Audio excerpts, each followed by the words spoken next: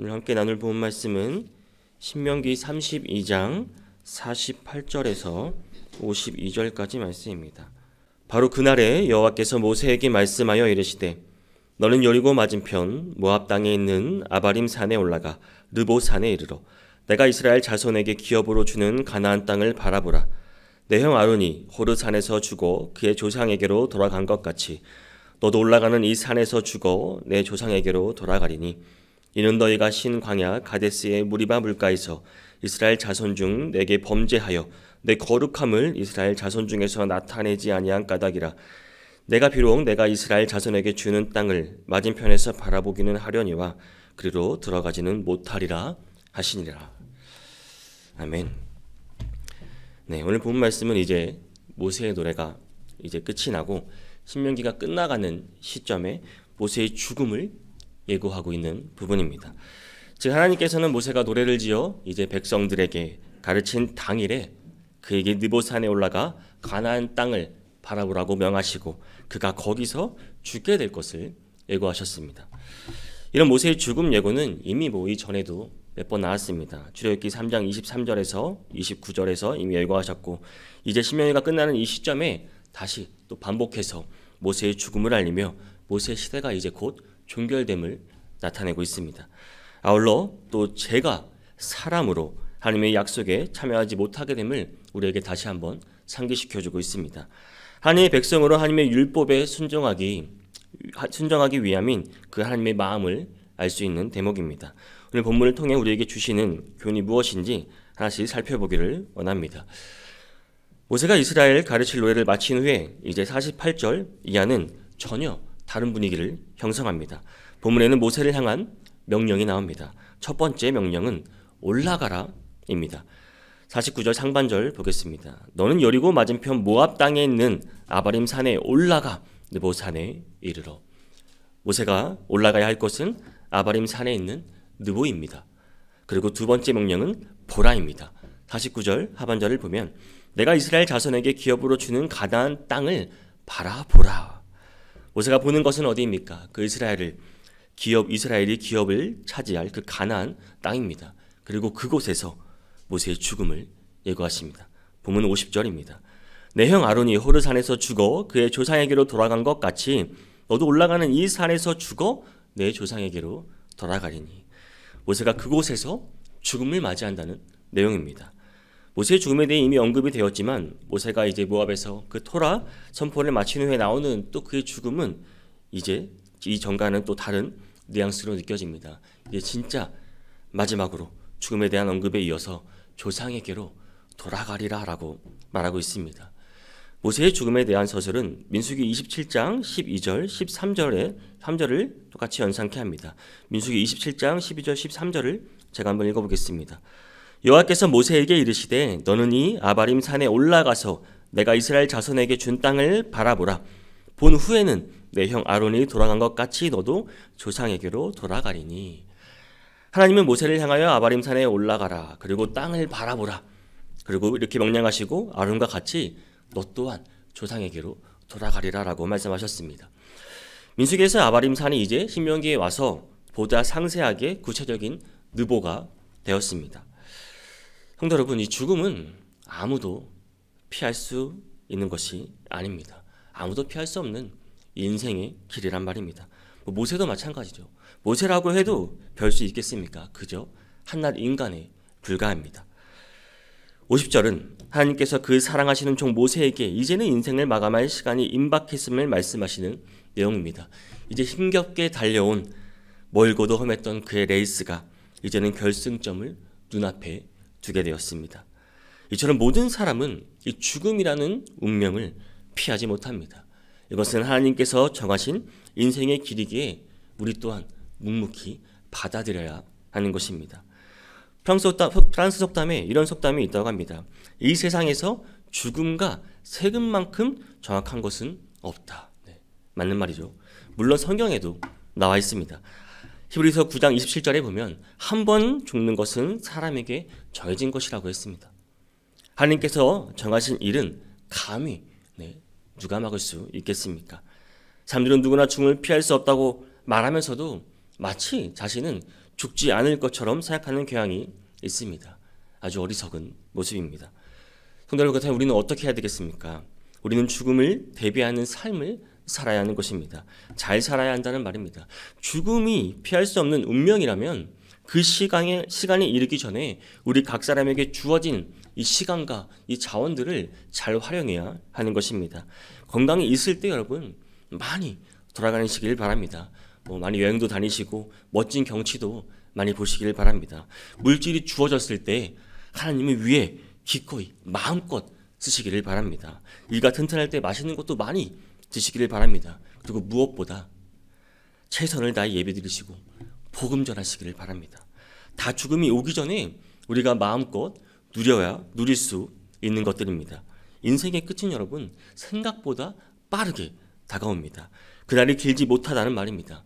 시편 90편 10절에서는 우리의 연수가 70이요 강건하면 80이라도 그 연수의 자랑은 수고와 슬픔뿐이요 신속히 우리가 날아간다고 했습니다.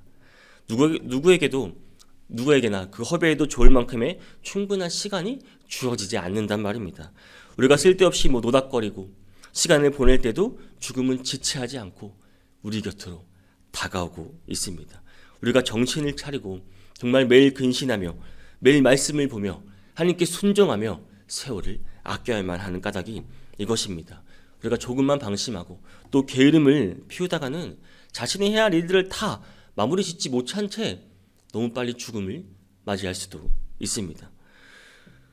운동선수들은 보통 경주하다가 그들은 중도를 포기하면 어떻게 됩니까? 바로 실격으로 처리됩니다. 그 사람의 기량이나 이 사람의 장래 가능성을 고려해서 그 사람에게 상을 주는 법은 없습니다.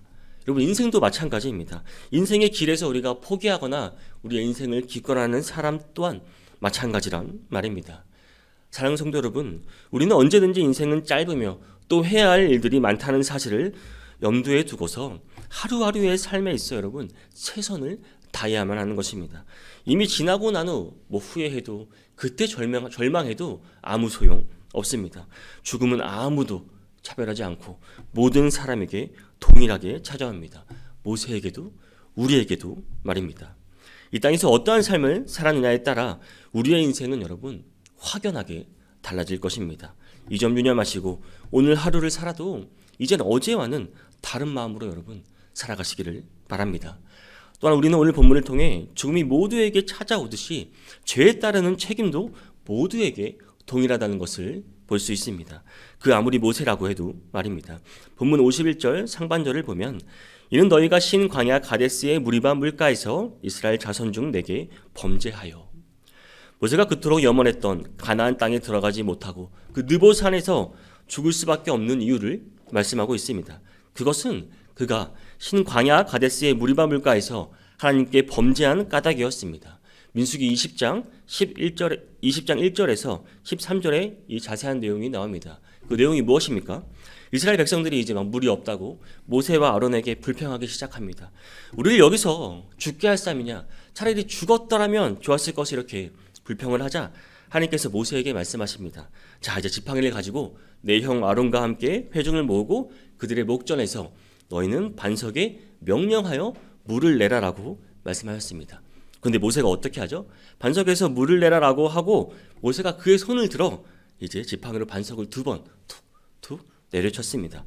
물론 물이 나오기는 했지만 이에 따라 하나님께서는 모세와 아론에게 너희가 나를 믿지 아니하고 이스라엘 자손의 목전에서 내 거룩함을 나타내지 아니한 거로 너희는 이 회중을 내가 그들에게 준 땅으로 인도하여 드리지 못하리라 말씀하셨습니다. 이 사건이 바로 무리바 물, 다툼의 물이라고 하는 그 사건입니다. 이 일로 인해 모세가 그토록 원하던 땅에 들어가지 못했다는 사실입니다. 그런데 사실 여러분 모세의 믿음이라든지 그의 충성심, 헌신적인 그의 믿음 생활을 고려할 때 그의 이러한 실수를 여러분 하나님께서 충분히 용서할 수도 있었을 것 같지 않습니까? 이 정도도 안 되나요? 그런데 여러분 안 됩니다. 하나님은 그에게 그렇게 하지 않으셨습니다. 하나님께서는 모세에게도 그가 하나님 말씀에 순종하지 않는 그 죄를 엄중히 물으셨던 것입니다. 성도들 우리는 알 수 있습니다. 이 죄에 따르는 책임은 누구에게나 똑같다는 사실 말입니다. 그 누구라 할지라도, 그 모세라 할지라도 여러분, 죄를 지은 이상 벌을 피할 수가 없다는 사실입니다. 그것은 하나님은 공의로우신 하나님이기 때문입니다. 사람을 차별하지 않으시고 죄 또한 아무리 사소한 것이라도 용납하지 않으시는 분이 바로 하나님이십니다. 그러므로 우리는 죄가 참으로 두려운 결과를 초래함을 명심해야 하는 것입니다. 그래서 죄를 여러분 철저히 멀리해야 하는 것입니다. 여러분, 죄가 주는 유익은 아무것도 없습니다. 단지 책임만 따를 뿐입니다. 로마서 5장 23절에서 말하고 있지 않습니까? 죄의 삭은 사망이라고 말입니다. 하나님께서는 사람을 보고서 형벌을 내리지 않으십니다.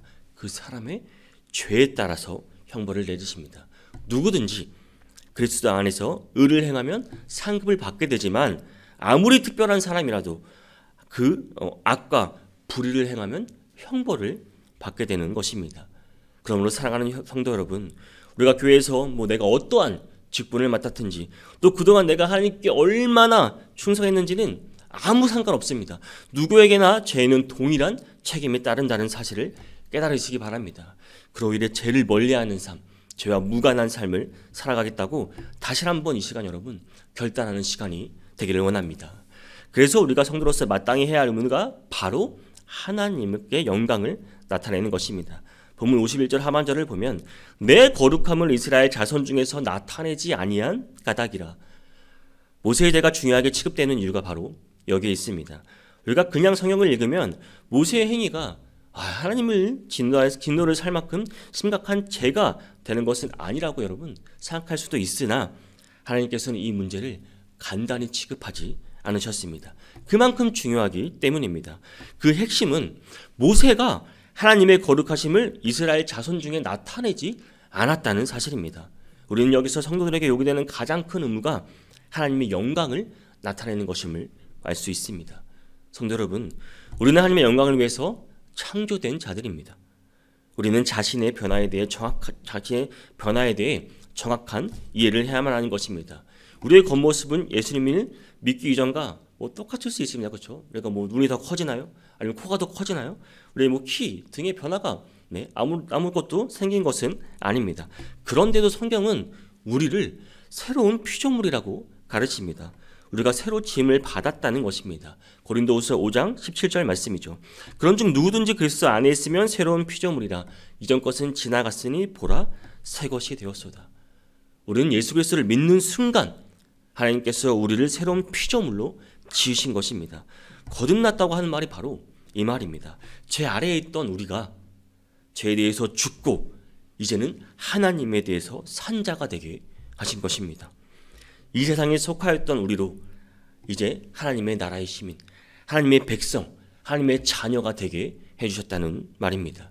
우리의 가치관이나 삶의 목표, 생활 방식도 그러니 세상에 있는 것이 아니라 당연히 이제 하나님에 대해서 바꿔줘야 한단 말입니다. 이전과는 다른 모습으로 우리는 살아가야 하는 것입니다. 그러므로 성도 여러분, 언제든지 내가 새로 지음을 받았다고 명심하고 하나님께 영광을 돌리도록 힘써야만 하는 것입니다. 이것이 우리의 의무입니다. 성도가 하나님의 영광 드러내기를 소홀히 한다면 많은 은혜를 입고서도 감사할 줄 모르는 사람이 되는 것입니다. 따라서 우리가 하나님의 은혜를 알고 또 감사하는 자가 되려면 하나님의 영광을 위해서 모든 것을 해야 하는 것입니다. 고린도전서 10장 31절 말씀입니다. 그런즉 너희가 먹든지 마시든지 무엇을 하든지 다 하나님의 영광을 위하여 하라.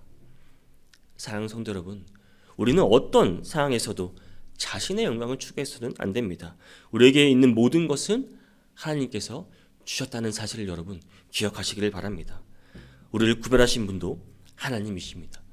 모든 일에 하나님을 위하고 하나님의 영광을 나타내며 살아가시는 성도님들이 되시기를 간절히 바랍니다.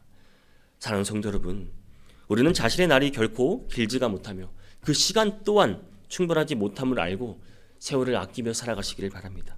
기회가 주어졌을 때 충분히 활용하지 못한다면 남는 것은 후회뿐이 없습니다. 때로는 그 기회가 여러분 내 인생의 마지막 기회일 수도 있다는 사실을 기억하시기를 바랍니다.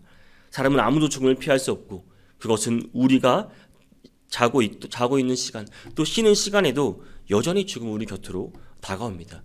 지금 이 순간에도 죽음은 계속해서 우리에게 다가오고 있다는 사실입니다. 그러게 우리는 더 정신을 차리고 살아야 합니다. 하나님께서 주신 그 사명이 무엇인지 끊임없이 확인하고 최선을 다하시기를 바랍니다. 물론 죄는 그것이 무엇인지를 철저히 무조건 죄는 여러분 멀리해야 후회가 없습니다. 하나님께서 기뻐하시는 사람은 나의 그 권리를 주장하는 사람이 아니라 하나님이 주신 그 의무에 그 사명에 충실한 사람입니다. 바울처럼 묵묵히 그 의무를 하다 보면 인생의 자원들, 인생의 그 시간들이 가치 있게 쓰일 것입니다. 오늘 하루도 여러분 묵묵히 주어진 일에 최선을 다해서 살아가시기를 바랍니다. 후회하는 인생을 여러분 살지 마시기를 바랍니다. 그러면 하나님의 칭찬과 상급이 확실하게 보장될 것입니다. 오늘 하루 살아가실 때 모든 일에 하나하나 아주 사소한 것이라도 하나님께 기쁨이 되고 영광이 되는 삶을 살아가시는 모든 성도님 되시기를 주님의 이름으로 축복합니다.